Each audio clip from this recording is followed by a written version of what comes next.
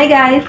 In today's story, our friend Pinkalicious learned that making the perfect wish is more than meets the eye. In today's story, Rubylicious. Let's read. Rubylicious, written and illustrated by Victoria Kann. While playing, I found a little stone from my rock collection. I love all my rocks, but I love this one the most because it is my 100th rock, I said, showing my collection to Peter, my brother. That rock is old and dirty, said Peter. I can clean it, I said, rubbing it with the cloth. See, it was dirty, and now it's, still dirty. Peter picked up the cloth and started rubbing this rock. I don't know, Pinkalicious. I think you could find a nicer rock than this one. Suddenly, the room filled with a poof of red smoke, and a figure appeared. That's a lot of red smoke. Pink smoke would be much prettier, I said. Red is a pretty color, too. Just think of it as a very dark pink, said the figure. You found my home on the luckiest of days, when all the rotating hemispheric coordinates are aligned with the number 100, said the figure. So now you have me, your very own granter of wishes. Congratulations! Wishes? Wow, are you a genie? Asked Peter. Aren't genies supposed to live in a bottle? I asked. I'm not a genie. I wouldn't live in a bottle because bottles get recycled, she said.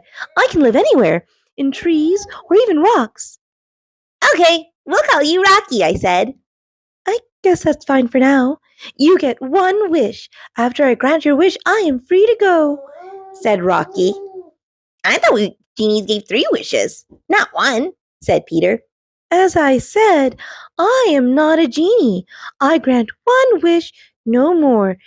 Granting wishes scares me. You never know how they're going to turn out, Rocky said. Can I wish for a pile of sweets? I asked. That sounds like a wonderful wish, but I'm not sure, Rocky said nervously. Let me show you first, then you can decide. Poof! A big cloud of smoke swirled around us.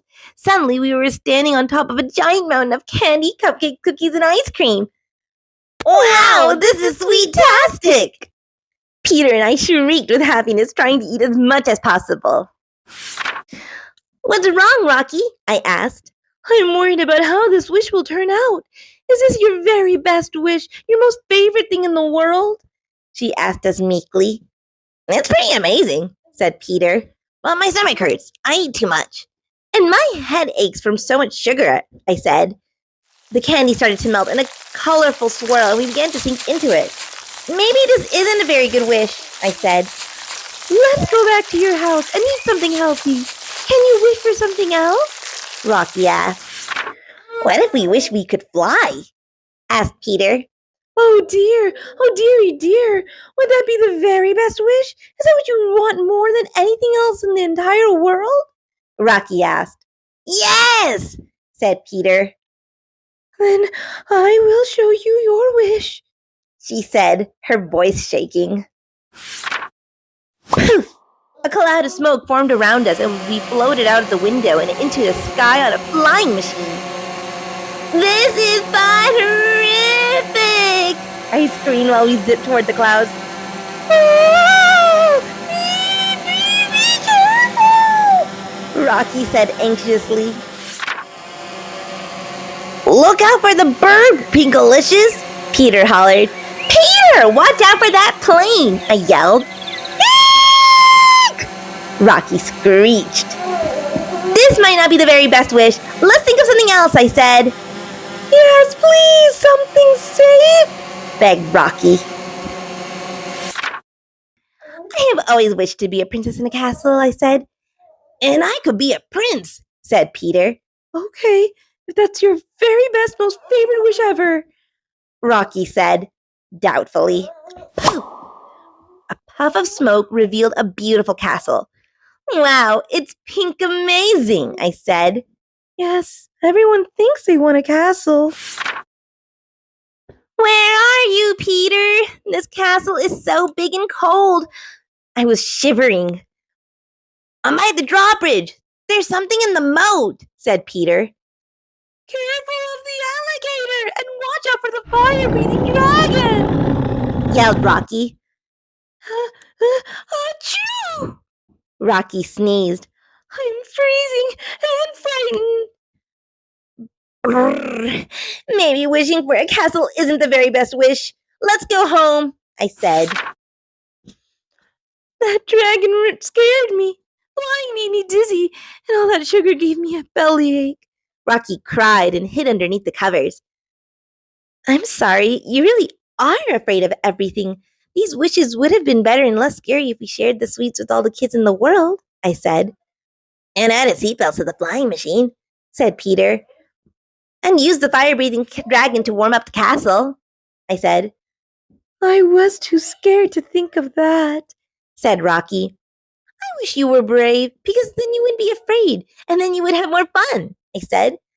That would be our very best, most favorite, Peter added, wish in the whole wide world, I said. Pinkalicious and Peter, you made a wish for me? Said Rocky. Smoke swirled around her, and she began to sparkle and shimmer. So did her rock. I held it in my hand as it glittered. It's a ruby, I said. That's right. My real name is Ruby. I've been cursed for 100 years by someone who didn't like their wish. You broke the curse on this lucky day when you generously made a wish for me, said Ruby. Ruby swirled around. I'm not a genie, but I am a genius. Now that I'm not scared, I can grant your wishes. Poof! Here's a castle. It's a little smaller, without dragons and alligators. I hope you enjoy your new flying machine. It has seatbelts and helmets. It travels slower and doesn't go very high, but you can make it go upside down and sideways, I said, trying it out. Lastly, here are nutritious lollipops guaranteed to last forever, Ruby said. Ruby and I hugged her. Thank you, Ruby. They are Rubylicious, we yelled together.